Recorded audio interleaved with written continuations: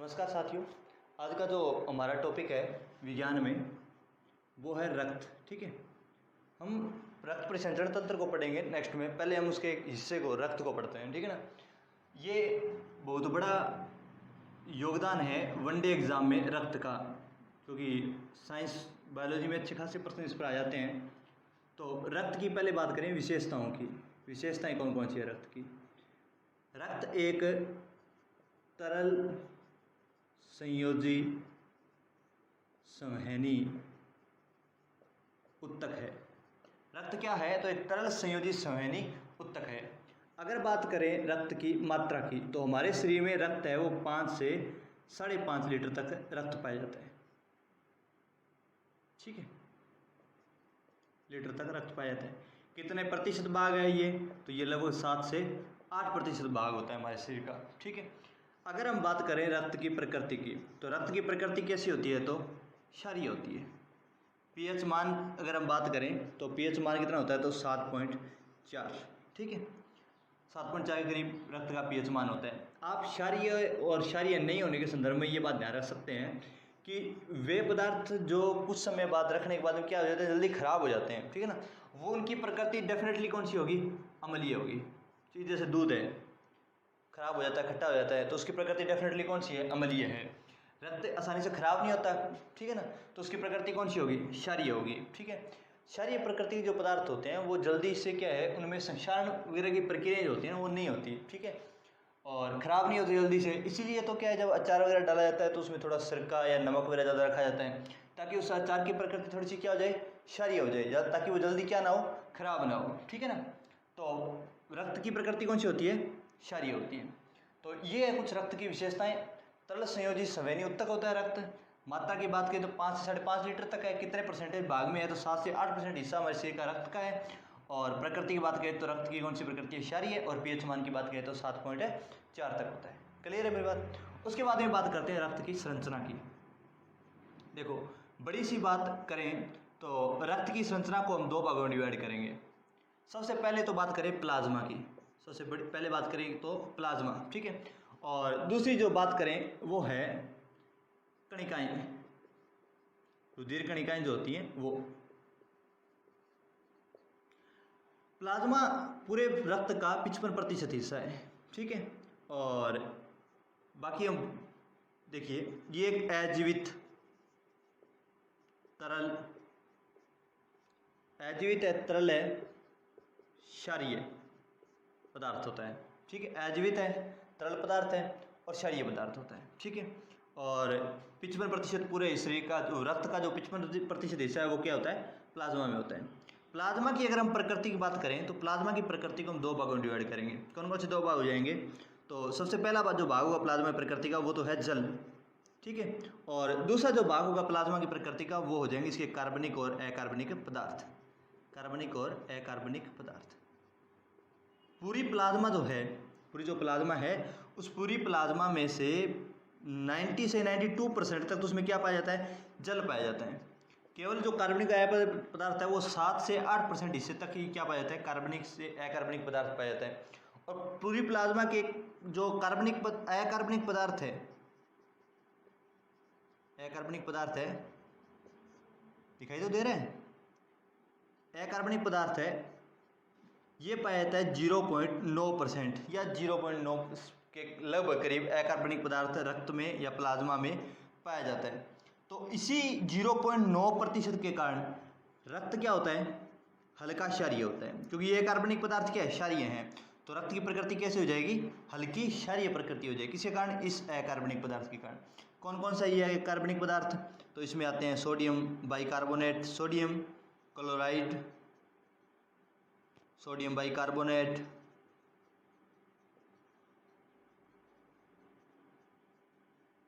Magnesium.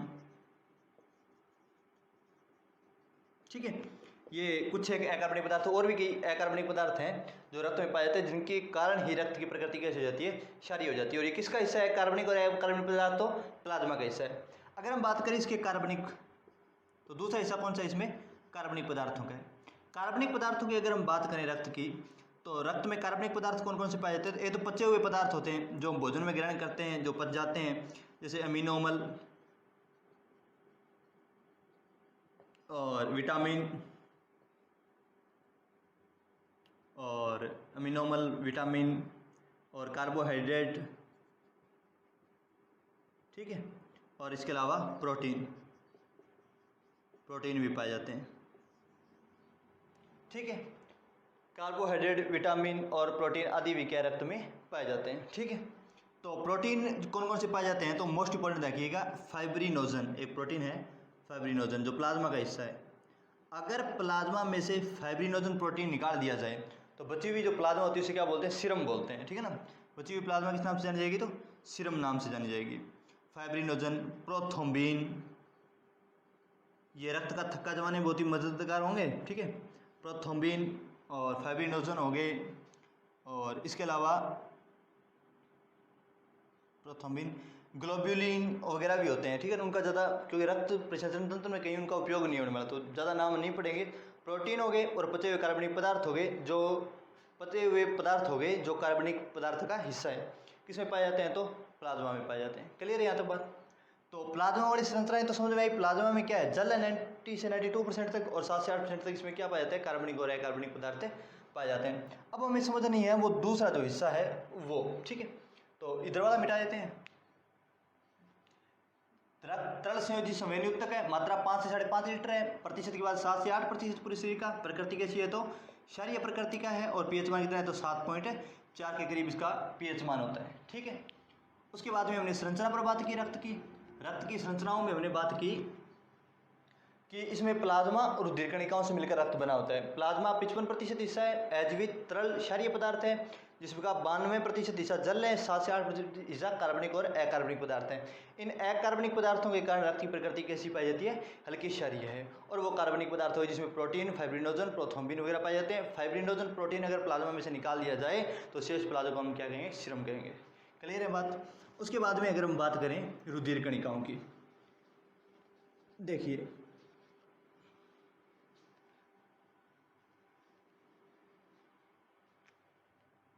रक्त में हमने प्लाज्मा को कर लिया, ठीक है। प्लाज्मा में भी जल और कार्बनिक, अकार्बनिक पदार्थ हो गए। अब अगर हम बात करें रुधिर कणिकाओं की, तो रुधिर कणिकाएं कौन कौन सी पाई जाती हैं? तो 3 प्रकार की रुधिर कणिकाएं होती हैं।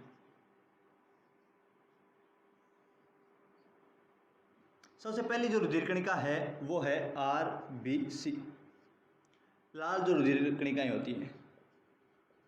इनका रंग लाल क्यों होता है? हीमोग्लोबिन के कारण।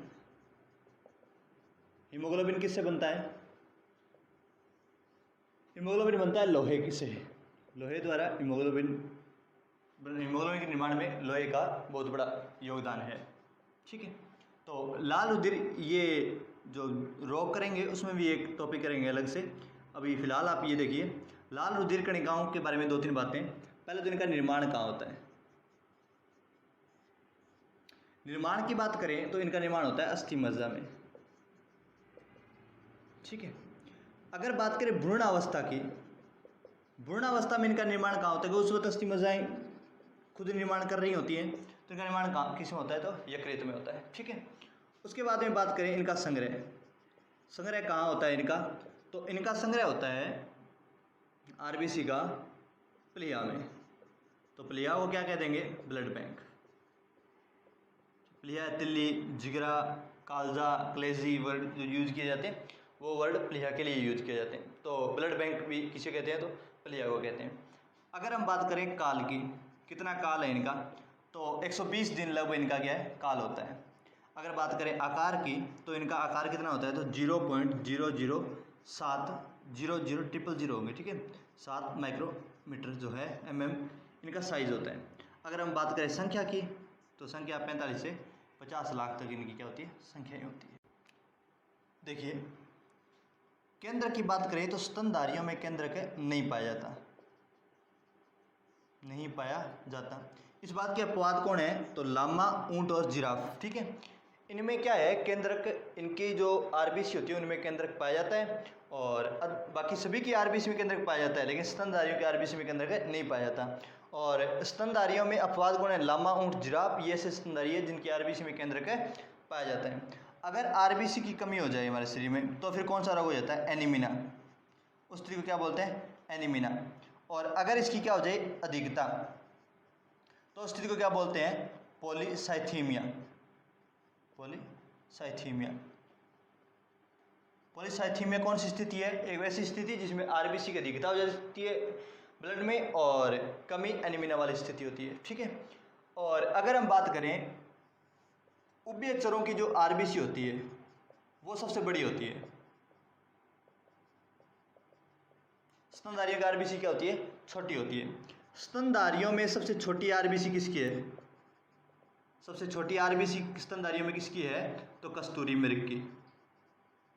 और सबसे बड़ी आरबीसी तो हाथी की। क्लियर है मेरी बात।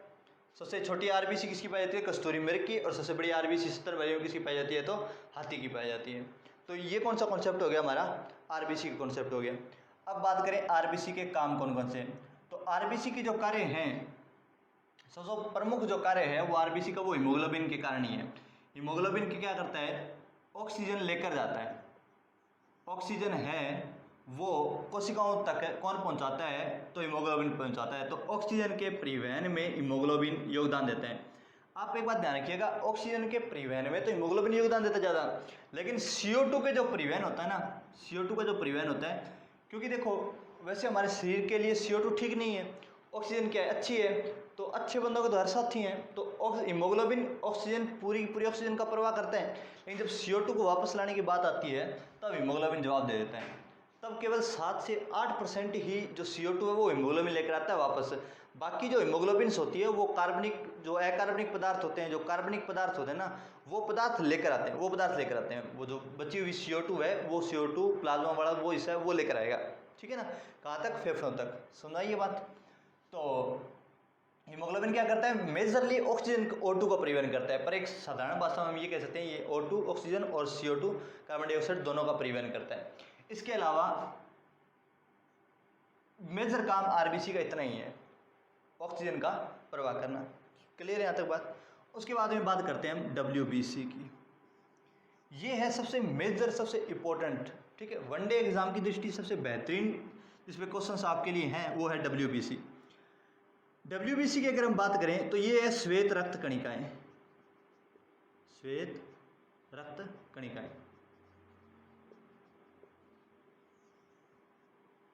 अगर हम बात करें इनका निर्माण की, तो इनका निर्माण होता है थाइमस में। निर्माण किस में होता है इनका, तो थाइमस में होता है, ठीक है। और उसके बाद में बात करें जीवन काल की, थोड़ा ही होता है जीवन काल, 1 से 4 दिन। और अगर हम बात करें संख्या की, तो संख्या कितनी है, 6 से 11,000। 6 से 11,000 तक इनकी क्या है, संख्या है। क्लियर है मेरी बात। WBC श्वेत रक्त कणिकाएं, निर्माण किस में होता है, तो थाइमस में होता है। जीवन काल 1 से 4 दिन होता है। 6 से 11,000 तक इनकी क्या होती है, संख्याएं होती हैं। लगभग सभी WBC में केंद्रक पाया जाता है, ये बात भी ध्यान रखिएगा। केंद्रक लगभग सभी WBC में पाया जाता है, चाहे वो कोई सी भी स्तनधारियों की, चाहे वो दूसरे उभयचरों की वगैरह की हो, केंद्रक लगभग सभी WBC में पाया जाता है। यहाँ तक बात क्लियर है। उसके बाद में इनके आकार की बात करें, अगर हम बात करें WBC के आकार की, तो इनका आकार जो होता है वो RBC से तो बड़ा होता है। आकार तो RBC से क्या होगा, बड़ा होगा। लेकिन अगर बात करें हम संख्या की, तो संख्या RBC से इनकी क्या होती है, कम होती है, क्योंकि ये तो 6 से 11,000 तक ही है। 1 mm में, 1 mm क्यूब में, 1 घन मिलीमीटर में इनकी संख्या कितनी है, 6 से 11,000। और इनकी कितनी होती है, 40-45 से 50 लाख के करीब होती है, तो बहुत ज़्यादा क्वांटिटी है, ठीक है। अब बात करें हम RBC के वर्गीकरण की, तो यहाँ तक बात समझ आई है। RBC समय लाल उद्दीकरण का ये निर्माण अस्थि मज्जा की में होता है, और गुणावस्था में यकृत में होता है, संग्रह पलिया ब्लड बैंक में होता है, काल 120 दिन होता है, आकार 0.007 mm होता है, संख्या 45 से 50 लाख है। केंद्रक स्तनधारियों में केंद्रक नहीं पाया जाता, ठीक है, ध्यान रखिएगा। लेकिन इस बात के स्तनधारी लामा, ऊंट और जिराफ ऐसे स्तनधारी जिनकी RBC में केंद्रक पाया जाता है। कमी एनीमिया कहलाती है इनकी, और इनकी अधिकता पॉलीसाइथीमिया के नाम से जानी जाएगी। क्लियर यहाँ तक बात। उसके बाद में इसे मिटाते हैं अभी, ठीक है। और उसके बाद में नेक्स्ट देखिएगा, WBC का वर्गीकरण करते हैं। WBC निर्माण थाइमस में जीवन काल 1 से 4 दिन, संख्या 6 से 11,000 के करीब लगभग होती है, ठीक है। थोड़ा बहुत कम ज़्यादा अगर किसी बुक में हो तो भी कोई दिक्कत नहीं। और हीमोग्लोबिन का कार्य मेजरली कार्य ऑक्सीजन का परिवहन करना होता है, CO2 का ये परिवहन कम करता है। WBC 2 होती है, एक तो होती है कणिका में, एक होती है कणिका रहित। थोड़े से इंग्लिश वर्ड यूज करते हैं, ग्रेनुलोसाइट्स, ग्रेनुलोसाइट्स, ग्रेनुलोसाइट्स।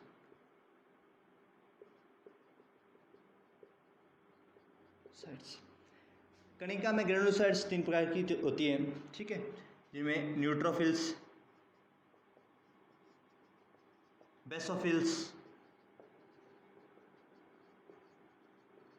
और एक है इयोसिनोफिल्स। ऐसा कुछ नाम है, 2 मिनट। इयोसिनोफिल्स, ठीक है।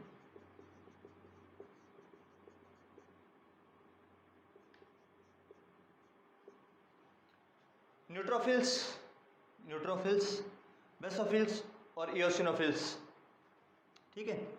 जो न्यूट्रोफिल्स होती हैं और कणिका रहित या ग्रेनुलोसाइट्स होती है, वो 2 टाइप की होती है। एक तो लिम्फोसाइट्स, दूसरी मोनोसाइट्स, ठीक है। देखिएगा, न्यूट्रोफिल्स जो होती हैं, ये इनमें क्या होती है, प्रोटीन की बार संरचनाएं पाई जाती है। इसमें क्या पाई जाती है, प्रोटीन की बार संरचना पाई जाती है। ये जो प्रोटीन की जो बार संरचना होती है, वो जो भ्रूण परीक्षण किया जाता है उसमें लिंग निर्धारण में क्या करती है, सहायक होती है। लिंग निर्धारण में सहायक होती है। क्लियर है मेरी बात। जो भ्रूण परीक्षण किए जाते हैं, जो बैन है इंडिया में और अवैध है, ठीक है। उसके बाद में बात करें हम बेसोफिल्स की, तो बेसोफिल्स में क्या होता है, एक हिपेरिन नाम का क्या पाया जाता है, स्कंदक पाया जाता है, और रसायन है एक प्रकार का, प्रतिस्कंदक पाया जाता है, रसायन। हिपेरिन क्या करता है कि जो रक्त होता है उसे जमने नहीं देता। कहाँ, धमनियों में। रक्त को धमनियों में जमने से कौन रोकता है, तो हिपेरिन रोकता है। हिपेरिन बेसोफिल्स में पाया जाता है और ये हमारी धमनियों में, शिराओं में रक्त को जमने से रोकता है। क्लियर है मेरी बात। अब पढ़ेंगे थ्रोम्बिन, फाइब्रिनोजन के बारे में, जो रक्त का थक्का बनाते हैं। कब, जब रक्त बाहर आता है शरीर से, जब वो वायु के संपर्क में आता है, और ये हिपेरिन शरीर के अंदर नहीं जमने देगा। इयोसिनोफिल्स की बात करें तो इसमें पाया जाता है हिस्टामिन। हिस्टामिन क्या होता है कि एलर्जी आदि के लिए जिम्मेवार जो तत्व है हिस्टामिन, वो किस में पाया जाता है, तो इयोसिनोफिल्स में पाया जाता है। समझ में आई ये बात। उसके बाद में बात करें हम लिम्फोसाइट्स की। लिम्फोसाइट्स क्या करती हैं कि ये हमारे शरीर की रोग प्रतिरोधक क्षमता को बढ़ाती हैं। ये हमारी रोग प्रतिरोधक क्षमता का कार्य कौन करती हैं, तो लिम्फोसाइट्स करती हैं। अगर हम बात करें मोनोसाइट्स की, तो मोनोसाइट्स सबसे छोटी, मोनो नाम से समझें, सबसे छोटी WBC है ये हमारे जितनी भी हैं। लेकिन मोनोसाइट्स में क्या पाए जाते हैं, अमीबा की तरह कूटपाद पाए जाते हैं। अमीबा की तरह क्या पाए जाते हैं, कूटपाद, छोटे छोटे पैर पाए जाते हैं, जिनके कारण क्या होती है, ये पूरे ब्लड में ट्रेवल करती रहती हैं। और जब भी इन्हें क्या मिलता है, कोई गैर नागरिक मिलता है, ऐसा जिसे रक्त में नहीं होना चाहिए था, लेकिन वो वहाँ मिल जाता है, तो मोनोसाइट्स उसका भक्षण कर लेती हैं। मोनोसाइट्स उसका क्या कर लेती हैं, भक्षण कर लेती हैं, और रक्त को क्या करती हैं, साफ करती हैं, रक्त को साफ रखती हैं। ये काम कौन करती हैं, तो मोनोसाइट्स करती हैं। समझाइए हमें यहाँ तो बात। तो WBC कणिका, ग्रेनुलोसाइट्स और एग्रेनुलोसाइट्स। ग्रेनुलोसाइट्स 3 भाग, न्यूट्रोफिल्स, बेसोफिल्स और इयोसिनोफिल्स। और प्रोटीन की बार संरचना पाई जाती है न्यूट्रोफिल्स में, जो भ्रूण परीक्षण निर्धारण में सहायक होती है। बेसोफिल्स में हिपेरिन पाया जाता है। ये स्कंदक, प्रतिस्कंदक रसायन है जो शरीर में रक्त को जमने से रोकता है। हिस्टामिन एक तत्व है जो किसके लिए उत्तरदायी है, तो एलर्जी आदि के लिए उत्तरदायी होता है। ये इयोसिनोफिल्स में पाए जाते हैं। उसके बाद में बात करें कणिका रहित में, ग्रेनुलोसाइट्स में लिम्फोसाइट्स और मोनोसाइट्स दो हैं, और लिम्फोसाइट्स रोग प्रतिरोधक क्षमता के लिए होती है, और मोनोसाइट्स अमीबा की तरह इसके कूटपाद होते हैं, और ये पूरे शरीर ब्लड में ट्रेवल करता रहता है सारा दिन, और जो भी गैर नागरिक या ऐसा तत्व पदार्थ जो ब्लड में नहीं होना चाहिए था उसे का ये भक्षण करता है, और रक्त को क्या रखता है, ये साफ रखता है। क्लियर है यहाँ तक बात। उसके बाद में बात करें हम थ्रोम्बोसाइट्स की।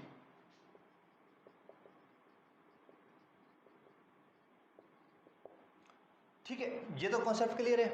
उसके बाद में अगर हम बात करें थ्रोम्बोसाइट्स की, नेक्स्ट देखिएगा थ्रोम्बोसाइट्स। और थ्रोम्बोसाइट्स देखने से पहले डब्ल्यूबीसी के कार्य देख लीजिएगा।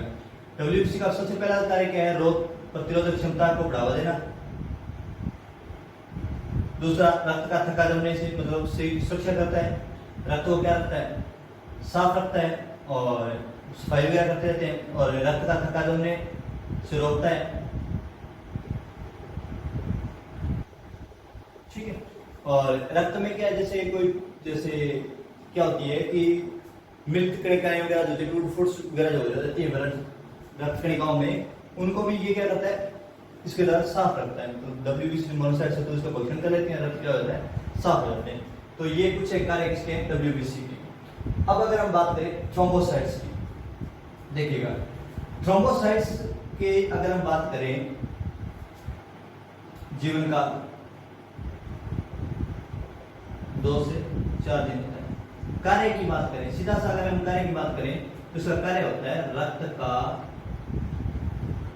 थक्का बनाना। इसका सीधा सा कार्य क्या होता है, रक्त का थक्का बनाना। कब बनाना, चोट लगने पर, चोट आदि लगने पर रक्त का क्या बनाता है, ये थक्का बनाने में सहायता करता है। अब देखिए रक्त का थक्का बनाने की प्रक्रिया क्या है।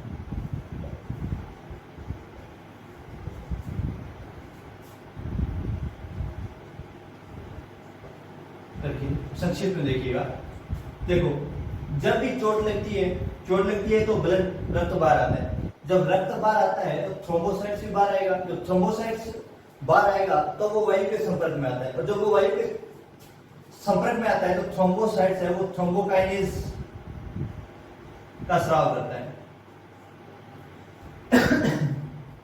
थ्रोम्बोकाइनेज क्या करता है, प्रोथ्रोम्बिन को बहकाता है, और ये किस में बदल जाता है, थ्रोम्बिन में बदल जाता है। प्रोथ्रोम्बिन किस में बदल जाता है, थ्रोम्बिन में। ये थ्रोम्बिन जाएगा किसके पास, फाइब्रिनोजन के पास। फाइब्रिनोजन प्रोटीन निर्माण में विटामिन के सहायक होता है। तो अगर पूछा जाए कौन सा विटामिन है जो रक्त का थक्का जमने में सहायता करता है, तो विटामिन के करता है। ठीक है ना। ये फाइब्रिनोजन जब थ्रोम्बिन के संपर्क में आएगा तो इस वक्त आपने देखा होगा फाइब्रिनोजन ब्लड में घुला हुआ है, तो हम क्या कहेंगे, फाइब्रिनोजन की प्रकृति कैसी, घुलनशील प्रकृति है। लेकिन जब ये थ्रोम्बिन के संपर्क में आएगा फाइब्रिनोजन, तो ये किस में बदल जाएगा, तो एक है वर्ड फाइब्रिन, फाइब्रिन, ये किस में बदल जाएगा, फाइब्रिन में। फाइब्रिन की प्रकृति कौन सी है, तो अघुलनशील प्रकृति है। फाइब्रिन की प्रकृति कौन सी है, तो अघुलनशील प्रकृति है। समझ आई मेरी बात। तो अघुलनशील प्रवृत्ति के कारण फाइब्रिन क्या करता है कि एक जाल का निर्माण कर देता है, एक जाल सा निर्माण कर देता है। ठीक है, एक जेल सी निर्माण कर देता है, और उस जेल के कारण क्या होता है, जब रक्त की जो कणिकाएं बाहर बहकर आ रही होती हैं वो उस जेल में फंस जाती हैं। समझ आई मेरी बात। धीरे धीरे उसमें जमने लग जाती है, फंसने लग जाती है, और धीरे धीरे क्या बन जाता है, एक थक्के का या एक जेल का जमा हो जाता है, जिससे रक्त का प्रवाह क्या हो जाता है, बंद हो जाता है। समझ आई मेरी बात। तो अगर आप उससे बात करें कौन सा प्रोटीन रक्त प्रवाह को रोकता है, तो फाइब्रिनोजन रोकता है। फाइब्रिनोजन की प्रकृति कौन सी है, ये तो अघुलनशील प्रकृति का है। ठीक है ना, लेकिन घुलनशील प्रकृति का है। लेकिन फाइब्रिन जो है उसकी प्रकृति कौन सी है, अघुलनशील प्रकृति का होता है ये। और ये कब निर्माण होता है, जब फाइब्रिनोजन थ्रोम्बिन प्रतिक्रिया देते हैं तो फाइब्रिन का निर्माण करते हैं। ठीक है, और विटामिन के है वो फाइब्रिनोजन निर्माण में क्या करता है, सहायता करता है। और रक्त का थक्का जमने से, अगर रक्त का थक्का न जमे किसी व्यक्ति का, तो विटामिन के की कमी से भी हो जाता है, और रक्त का थक्का न जमने से व्यक्ति की क्या हो जाती है, मृत्यु हो जाती है। ठीक है ना, व्यक्ति की क्या हो जाती है, मृत्यु हो जाती है। ब्लड बहुत ज्यादा निकल जाता है, और जिसके कारण व्यक्ति क्या हो जाती है, मृत्यु हो जाती है। तो ये हमारा जो पूरा कॉन्सेप्ट है वो किसकी संरचना पर चर्चा की है, रक्त की संरचना पर चर्चा की है। ठीक है, दोबारा एक बार संक्षिप्त में देखिएगा। हमने अभी तक क्या पढ़ा है कि पहले तो हमने पढ़ी रक्त की विशेषताएं कौन कौन सी हैं। ठीक है, उसके बाद में हमने पढ़ा कि रक्त की संरचना कैसी होती है, प्लाज्मा और जो कणिकाएं होती हैं उस दोनों से मिलकर रक्त की संरचना बनी होती है। उसके बाद में थोड़ा सा संक्षिप्त में देखिएगा, रक्त की प्रकृति क्या है, तरल संयोजी समहैमी उत्तक है। मात्रा की बात करें तो कितनी है, 5 से 5.5 लीटर। शरीर में कितने परसेंट हिस्से में है, तो 7 से 8% हिस्से में पाया जाता है। प्रकृति की बात करें तो कैसी है, क्षारीय। ठीक है, प्रकृति की बात करें तो कैसी है, क्षारीय। पीएच मान की बात करें कितना है, 7.4। ठीक है, अगर हम बात करें इसकी संरचना की तो संरचना में दो है, एक तो क्या हो गया प्लाज्मा और दूसरा क्या हो जाएगा रुधिर कणिकाएं। ठीक है, रुधिर कणिकाएं। अगर हम बात करें प्लाज्मा की तो प्लाज्मा में भी क्या है कि दो है, एक तो जल, हमने बात की जल की, और दूसरी हमने किसकी बात की थी, जो कार्बनिक पदार्थ होते हैं उनकी, और उसके बाद हमने किसकी बात की थी, अकार्बनिक पदार्थों की बात की थी। ठीक है, और कार्बनिक पदार्थों में पचे हुए और प्रोटीन वगैरह जो होते हैं, प्रोटीन कौन कौन से बात की हमने, फाइब्रिनोजन की बात की, प्रोथ्रोम्बिन की बात की, ग्लोब्यूलिन की बात की। ये सारे प्रोटीन सिस्टम पाए जाते हैं। पचे हुए पदार्थों में बात करें अमीनो अम्ल पाए जाते हैं, कार्बोहाइड्रेट्स पाए जाते हैं, और इसके अलावा इसमें कार्बोहाइड्रेट्स अमीनो अम्ल्स पाए जाते हैं, प्रोटीन भी पाए जाते हैं। ये कुछ एक कार्बनिक पदार्थ होते हैं इसमें, और ये अकार्बनिक पदार्थ होते हैं। ये अकार्बनिक पदार्थ होते हैं वो 0.9% तक ही पाए जाते हैं, लेकिन इनके कारण ये रक्त की प्रकृति कैसे हो जाती है, क्षारीय हो जाती है। तो ये बेहतरीन, ये अच्छे होते हैं, क्योंकि अगर रक्त की प्रकृति क्षारीय नहीं होगी तो रक्त क्या हो जाएगा, खराब हो जाएगा, जल्दी खराब हो जाता है रक्त। ठीक है ना, और उसके बाद में क्या है, जल 90 से 92% जल आप जो परिसंचरण तंत्र है उसमें ढंग से पढ़ लीजिएगा। पारिस्थितिकी तंत्र में रुधिर कणिकाओं की बात करें तो रुधिर कणिकाएं कितने टाइप्स की हैं, 3, आरबीसी, डब्ल्यूबीसी और उसके बाद है थ्रोम्बोसाइट्स। ठीक है, आरबीसी जीव अगर हम बात करें जन्म कहाँ उत्पन्न होती है, तो अस्थि मज्जा में होती है। ठीक है, और काल कितना होता है, 120 दिन होते हैं। संख्या कितनी होती है, 40 से 45 लाख होती है। आकृति की आकार की बात करें तो कितना होता है, 0.0007 होता है, mm तक होता है। ठीक है, उसके बाद में अगर हम बात करें आकार के बाद में, अगर हम बात करें संख्या आकार केंद्रक पाया जाता है, नहीं पाया जाता, तो हम कहेंगे कि स्तनधारी में केंद्रक नहीं पाया जाता, बाकी सभी में केंद्रक पाया जाता है। और स्तनधारी अपवाद कौन कौन से में केंद्रक पाया जाता है, ऊंट, जिराफ और लामा, ये अपवाद हैं। एनीमिया वो स्थिति है जिसमें क्या पाया जाता है कि वो कमी हो जाती है उसकी आरबीसी की, और अधिकता वाली स्थिति को क्या कहते हैं, पॉलीसाइथीमिया कहते हैं। अधिकता वाली स्थिति को कहेंगे पॉलीसाइथीमिया कहेंगे।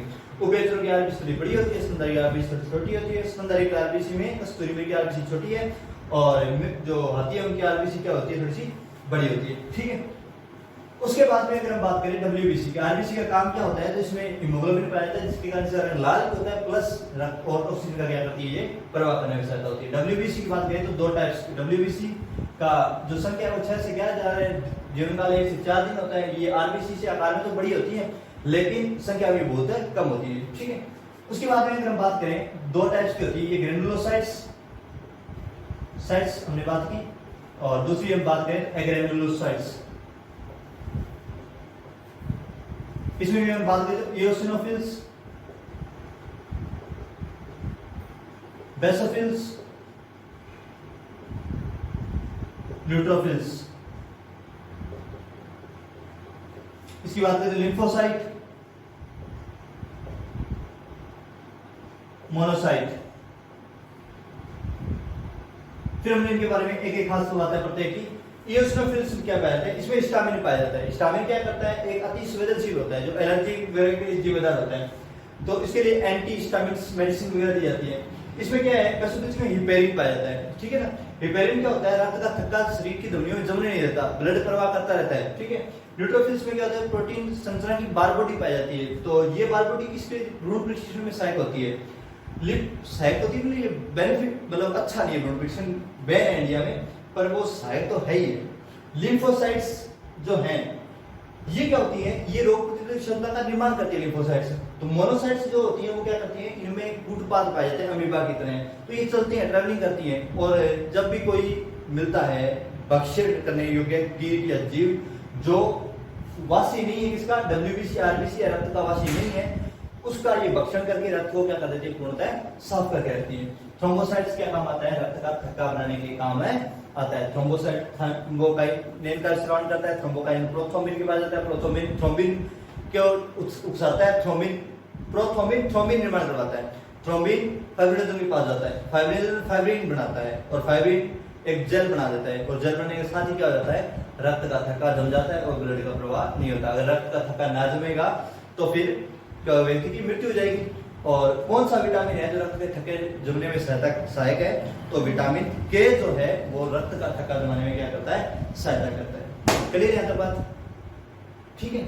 और नेक्स्ट रक्त परिसंचरण तंत्र जो हमारा पूरा टॉपिक है, और इसके अलावा रक्त के दाता ग्राही वितरता है, वो अगले भाग में करेंगे, ठीक है। Thank you.